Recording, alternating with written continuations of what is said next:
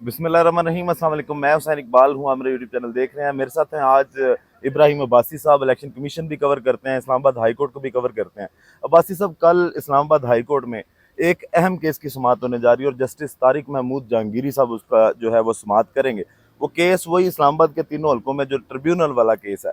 इस सारे माहौल में कि यही जो तीनों कैंडिडेट हैं, MNAs हैं पाकिस्तान मुस्लिम लीग नून के, ये अदम एतमाद का मतलब वो ये क्लेम कर चुके हैं कि जहांगीरी साहब जो हैं ये बायस्ड हैं। कैसे देखते हैं कल की समात को, कल क्या मंजर होगा वहाँ पे? बहुत बहुत शुक्रिया आपका। कल जो ये सारा मामला है इस्लामाबाद के तीनों हलकों का, इसको अगर आप देखें तो ये बड़ा यूनिक किस्म का मामला है। पहले इस्लामाबाद हाई कोर्ट के जो जज हैं जैसे तारिक महमूद जहांगीरी, उनको अपॉइंट किया गया इस्लामाबाद हाई कोर्ट के चीफ जस्टिस साहब की जानिब से। इलेक्शन कमीशन ने उनको नोटिफाई किया, इलेक्शन कमीशन की तरफ से वक्त नाम मांगा गया जस्टिस तारिक महमूद जहांगीरी साहब का। आज को जो है चीफ जस्टिस ने जो है वो अपॉइंट कर दिया। अब ये सारा मामला बड़ा स्मूथली चल रहा था, लेकिन ट्रिब्यूनल के अंदर ये सारी समातें हो रही थी। इससे पहले आपको याद होगा कि जिस वक्त इंतखाबात के कागजात नामजदगी जो है वो जमा करवाए जा रहे थे, तो उस वक्त एपलेट ट्रिब्यूनल बना था। उसके अंदर भी जस्टिस तारिक महमूद जहांगीरी साहब ही जो है वो शामिल थे, और बहुत सारे उसमें अरबाब तैर भी खैर दूसरा जो ट्रिब्यूनल था उसमें शामिल थे। सारे फैसले वगैरह इन्होंने किए थे, उसके ऊपर कोई किसी का एतराज़ वगैरह जो है वो नहीं आया। अगर कहीं आया भी था तो वो जो है वो इस्लामाबाद हाई कोर्ट में चैलेंज हो गया। खैर उसके बाद इलेक्शन हो गए। इलेक्शन होने के बाद भी एक ट्रिब्यूनल जो है वो बनाया जाता है जो इंतखाबात के अंदर होने वाली उजरदारी धांधली के खिलाफ जो है वो इलेक्शन कमीशन के फैसले के खिलाफ जो है वो दरखास्तें सुनता है। यहाँ पे जो है वो दरख्वास्त दायर की इस्लामाबाद के तीनों हल्कों के अंदर जो उम्मीदवार थे पाकिस्तान तहरीक इंसाफ के हमारे जाफ्ता, जिसमें अली बुखारी साहब थे, शोएब शाहीन साहब थे, आमर मुगल साहब थे। अब इनकी जो दरखास्तें थी, इनमें ये क्लेम किया गया था कि जो हमारे पास फॉर्म 45 है वो ओरिजिनल है, और जो फॉर्म 45 जो है 47 जो है वो बनाया गया है इलेक्शन कमीशन से, ये जाली है। लिहाजा इसके ऊपर जो है तहकीकात करके जो है फॉर्म को जो है वो दुरुस्त किया जाए। इलेक्शन कमीशन और दीगर जो तीनों उम्मीदवार हैं मुस्लिम लीग नून के जो जीते हैं, जो 46, 47 और फॉर्म 48, 47 के मुताबिक जीते हैं जो। 47 तहत जो जीते हैं, उनसे जो है वो जवाब तलब किया जाए। उसके बाद जो है वो पहली समात के बाद जो इनको नोटिस जो है वो जारी किए गए।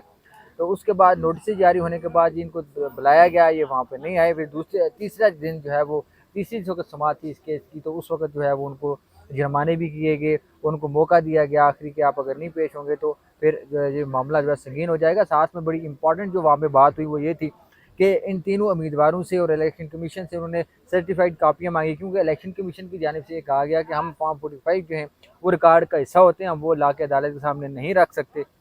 लिहाजा जो है वो हमें इसके ऊपर इससे इस्तिस्ना दिया जाए। जिसके ऊपर जैसे तारिक महमूद जहांगीरी ने कहा कि आप ऐसा करें, अगर वो ओरिजिनल लेके नहीं आ सकते तो आप ऐसा करें कि इसकी सर्टिफाइड कापियाँ जो है वो ले टेस्टेड आएँ। कॉपी। और साथ जो है वो MNA जो तीनों थे जो जीते हुए उम्मीदवार हैं फॉर्म 47 से के जरिए जो जीते हैं, उनको कहा कि आप ला के अपना जवाब दें और सारा मामला करें। साथ में ROs जो थे तीनों हल्कों के, उनको भी बुलाया गया।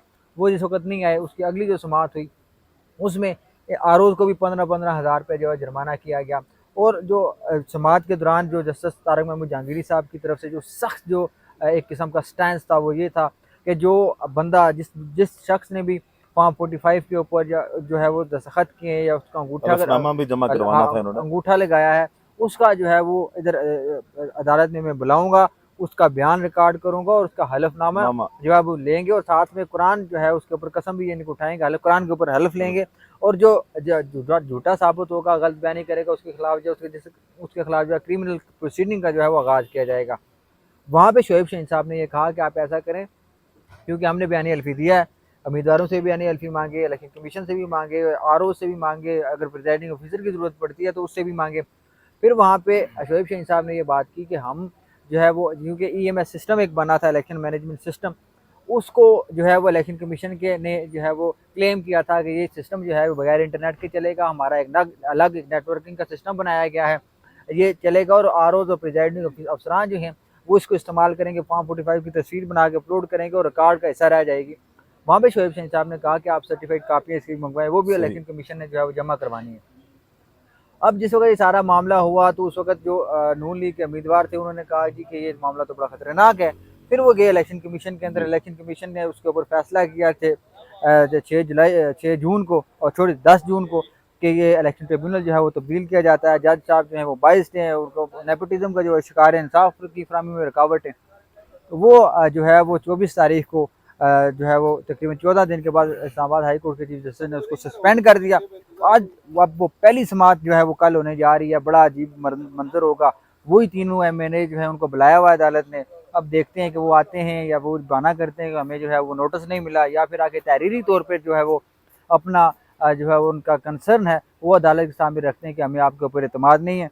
और दूसरी चीज़ ये है कि जज साहब वहाँ पे बैठे होंगे, ये तीनों एमएनए जिस वक्त आएंगे इनसे फिर बड़ा मुश्किल हो गया इनके लिए कि उसी जज के सामने जाके पेश होना जिनको आपने बायस कहा हो, जिसको आपने नेपोटिज्म का शिकार जज कहा हो, जिसको आपने ये कहा हो कि हमें इससे जो है इंसाफ नहीं मिलेगा। और ये कल की समाअत के ऊपर बड़ा डिपेंड करता है कि क्या होगा, क्या ख्वाह वो खुद पेश होंगे या फिर वो अपने वकील के जरिए बताएंगे कि हमें नोटिस नहीं दिया गया। तो ये कल ही जाके पता चलेगा क्या चले डेवलपमेंट ये वहाँ पे होती समात एक अहम समात है, कल ये पता चलेगा कि क्या होता है इस पे। अब इब्राहिम खास कर है। एक तो ये कि थोक के हिसाब से रेफरेंस आ रहे हैं अदलिया के जो जजेस हैं उनके खिलाफ, जो मेन स्ट्रीम पे जो आजकल ज्यादा मीडिया पे भी चल रहे हैं। अब 5 जो बड़े जज हैं उनके खिलाफ भी रेफरेंस आ गए हैं। फिर खासकर इस्लामाबाद हाई कोर्ट जो है वो जेर अताब है, उस पर बहुत ज्यादा दबाव है। ये आज असनाद मलिक साहब ने भी जिस तरह बात की, उन्होंने कहा कि जो ये 5 के खिलाफ रेफरेंस आया ना, ये बाकी जजेस जितने हैं पूरी अदलिया उसको एक मैसेज दिया गया कि खास इदारे के अगर खिलाफ जाओगे ना तो फिर इस तरह के मामला तो होंगे। क्या फिर वो मखसूस नशिस्तों का भी जिक्र किया जा रहा है कि उस केस में क्योंकि काजी साहब अभी तक अक्सरियत हासिल नहीं कर पाए तो उनको भी किसी ना किसी तरह से प्रेशराइज करने के लिए ये सारे मामला जो है वो चल रहे हैं। ये क्लेम खुरा तो फिर कहीं ना कहीं काजी साहब से जाके मिलता है। क्यों आ रहे हैं, क्या वजूहात है इन रेफरेंस की, आपको क्या लगता देखें ये सारे जो मामलात हैं ना, इससे ये चीज़ वाज़ेह हो जाती है कि जो जजेस हैं वो कंट्रोल में नहीं है।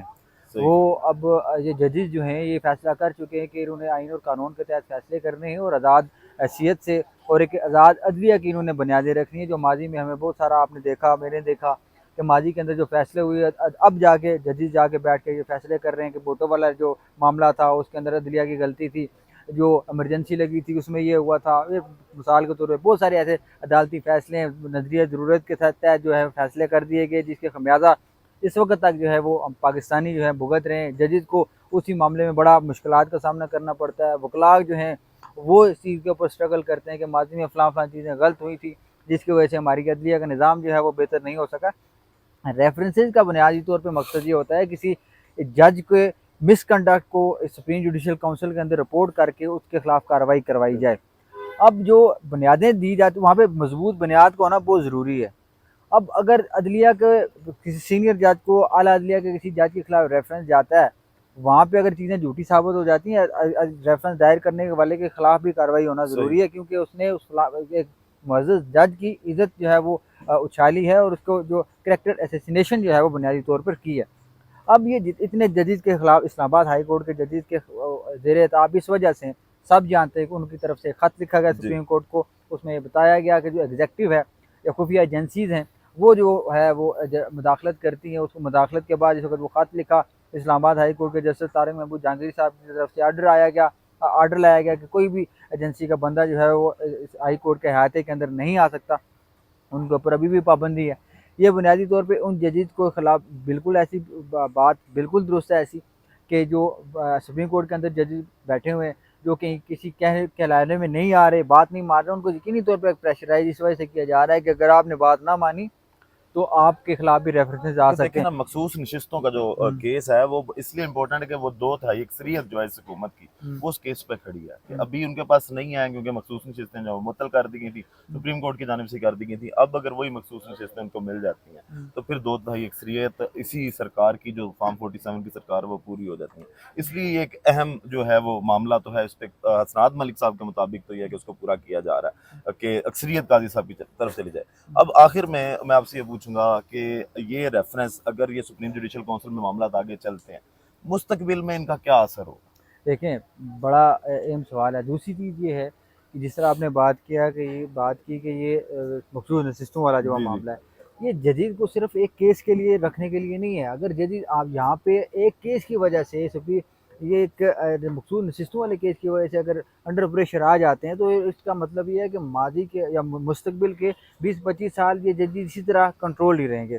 क्योंकि इन जजेस ने अगले कोई ने किसी ने जाकर 2034 में बनना है चीफ जस्टिस, किसी ने जाकर 2040 में बनना है, ये सारा मामला जाकर बेसिकली आप ये कहना चाह रहे हैं कि जो एक मखसूस इदारे के बयानिए के खिलाफ जजेस जाएंगे ना, हाँ, ये उनके लिए मैसेज है ये उनके लिए मैसेज कि आया। जो और वो कहेंगे आपने वो मानना है, उनके मुताबिक फैसले करने हैं, उनके मुताबिक केसेस चलाने हैं। हम्म, अगर आप उसके खिलाफ जाएंगे तो आपको जो है वो बिल्कुल इन रेफरेंसेस का सामना करना पड़ेगा। रेफरेंस का सामना करना पड़ेगा। और दूसरी बड़ी ये चीज़ है, अगर जजेस इस इन रेफरेंसेस से डर गए तो फिर पाकिस्तान की अदलिया का ये समझेगा जिस माजी में जितना बुरा हुआ है इससे ज़्यादा मुस्तकबिल में बुरा हो जाएगा। और दूसरी चीज़ ये है कि जो इस्लामाबाद हाई कोर्ट के जजेस हैं वो रुकेंगे नहीं, ये बार बार ये बात कर रहा हूँ कि वो इस वजह से नहीं रुकेंगे क्योंकि उनको अब वो उनका मिसकंडक्ट ही उनको जो है वो उनकी नौकरी से निकाल सकता है। और इस वक्त अगर वो जज्बात में आगे करते हैं, जल्दबाजी में आगे अगर फैसला करते हैं तो फिर वो उनके लिए ख़तरा हो सकता है। लेकिन बड़े एहतियात के साथ, बड़ी तमल मजाजी के साथ इस्लामाबाद हाई कोर्ट के 6 जजेस जो हैं सारे मामले को देख रहे हैं, सारे मामले को लेकर चल रहे हैं।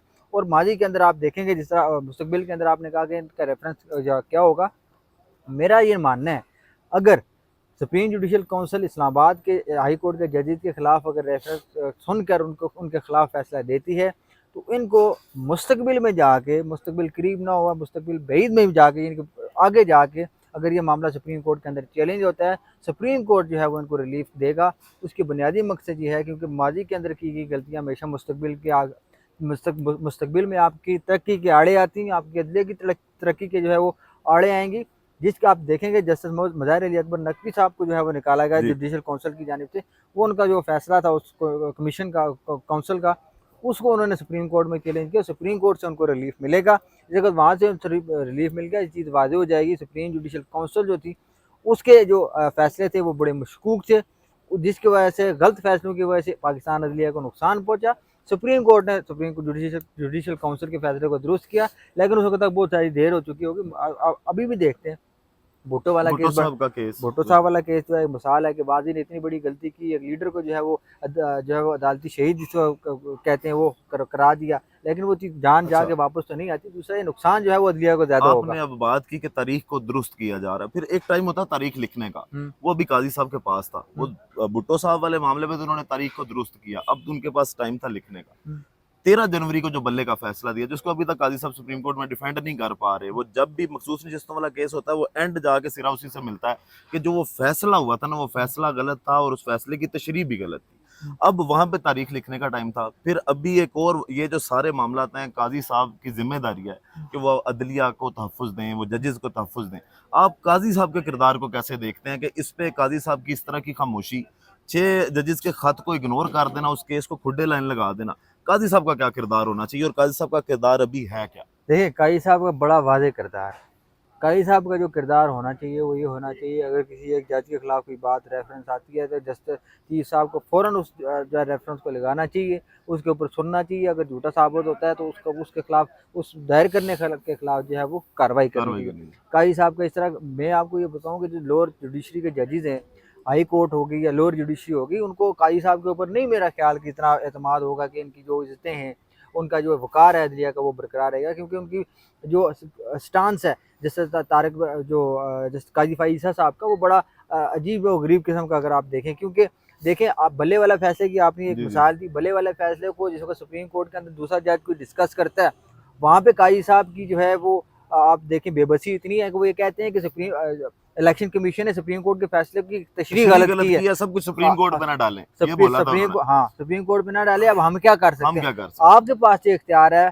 वहाँ अब देखें मीडिया के अंदर सारी खबरें चलती रही हैं कि सुप्रीम कोर्ट ने पाकिस्तान तहरीक इंसाफ से बल्ला छीन लिया, ये खबरें चली। वहाँ पे अगर सुप्रीम कोर्ट को पता था कि फैसला हमारा ये नहीं है, गलत तशरीह है, सुप्रीम कोर्ट ने एक्शन क्यों नहीं लिया? वहाँ पे सुप्रीम कोर्ट का ये काजी साहब को मानना पड़ेगा। ये काजी साहब से मामले, बहुत सारे मामले मिस हैंडल हुए हैं। काजी साहब को अगर मैं तो अभी भी कहता हूँ, जिस तरह हम तारीख की बात की, काजी साहब अभी तारीख को दुरुस्त कर सकते हैं। बहुत सारे मौके उनके पास, जो मखसूस नशिस्तों वाला केस है उसके अंदर पाकिस्तान तहरीक इंसाफ की जो दरख्वास्त गई है पार्टी बनने की, वहाँ पे उनको मौका दिया जाए, उन खुल के सुना जाए, इलेक्शन कमीशन की जो गलतियाँ हैं उनको उसके ऊपर उसका इजाला किया जाए, वहाँ से ये मामला दुरुस्त हो सकता है और तारीख की बेहतरी मुस्तकबिल में जरूरत नहीं पड़ेगी, तारीख को बेहतर किया जाए, तारीख बेहतरी खुद ऑटोमेटिकली। तो मंडेला साहब ने बोला भी था ना इब्राहिम के, क्या हम हाथ पे हाथ धरे बैठे रहे, अगर गलत तशरीह हुई भी है तो हम उस पे अगर तस्दीक कर दें उसकी, क्या सुप्रीम कोर्ट तो वो मामला हमें ठीक करना अगर चाहिए। वो मंसूर शाह साहब ने भी कहा कि जी 3 दिन का टाइम दिया जा सकता है कि अब आजाद उम्मीदवार जो है वो जिस भी पार्टी में शामिल होना चाहें उसके हिसाब से उनको सीटें दे दी जाएं।